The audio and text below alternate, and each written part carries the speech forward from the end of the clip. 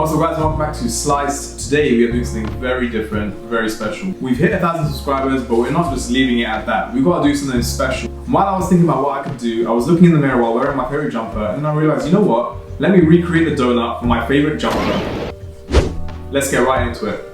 So let's talk about our ingredients. To start with, we're going to go with 560 grams of all-purpose or plain flour. In that, I've mixed in about a tablespoon of light brown sugar and 3 tablespoons of granulated sugar, as well as a pinch of sea salt.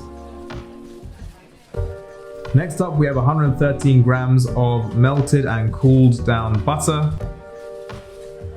And then in a jug, I've got 237 grams of lukewarm milk, plus about a tablespoon of vanilla. If you're wondering why the measurements look so random, it's because I adapted it from Joshua Wiseman's recipe.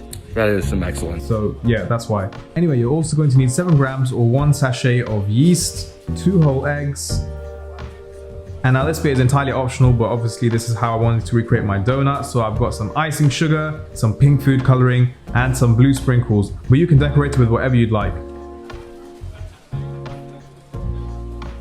Okay, so to start with, we're going to mix all our dry ingredients together and then separate half of them. So you're only gonna have half in the mixing bowl. Then you wanna take your milk and combine it with your yeast, and you're gonna leave it on the side for about 10 minutes so that it can bloom.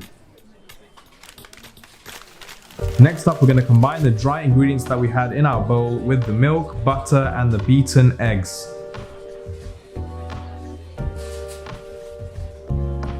I'm going to mix that really well with some dough hooks. You can just use a spoon or your hands, whatever you want. And once that's a really nice sort of pasty sort of consistency, we're going to add the rest of our dry ingredients. This ensures that it's all nicely incorporated together and that everything will be mixed in really well.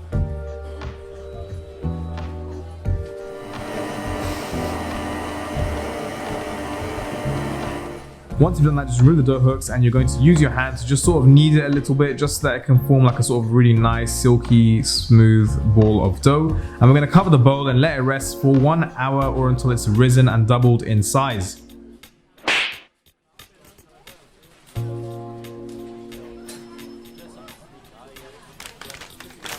Once we've done that, we're going to roll it out onto a lightly floured surface where it's about 1 inch in thickness, and we're going to use some cutters to cut out some shapes. As you can see, I haven't got professional ring cutters, but this just shows how easy cooking is. You can just replace the equipment that you don't have with stuff that you've got in your kitchen and it will work just as fine.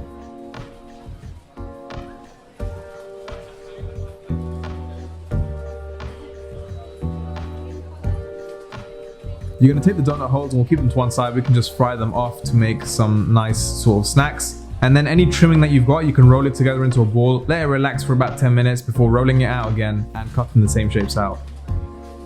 While your oil's heating up, we're going to let our donuts rest just for about 10-15 minutes, up to half an hour, just so that they can rise in size.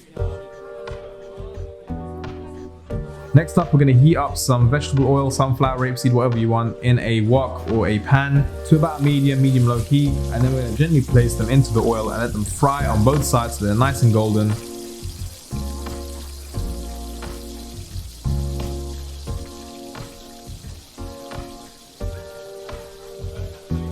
Once they've cooked, just remove them from the oil and let them drain off the excess oil.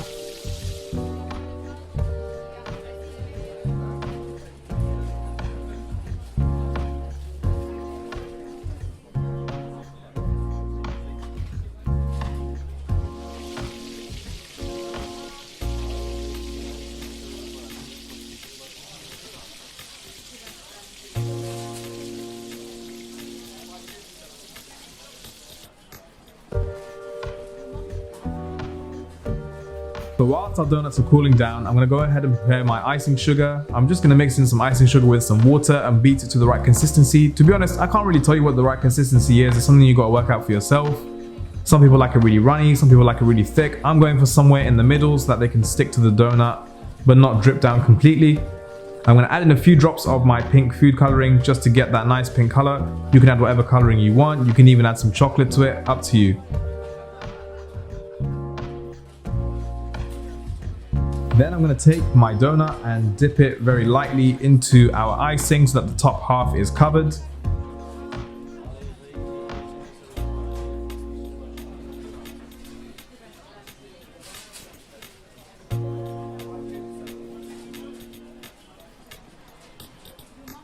drip off any excess, and I want to cover it in the blue sprinkles.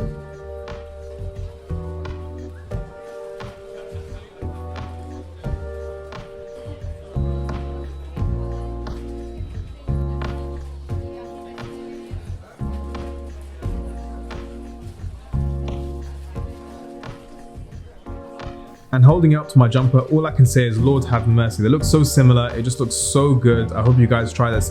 Guys, I just want to say again, thank you so much for 1,000 subscribers. I really appreciate you all. I hope you guys enjoyed today's video. If you guys do make it, please send me a picture on my socials at sliced_YT on Instagram, Twitter, TikTok, Facebook, everything. I'll see you next time. Bye.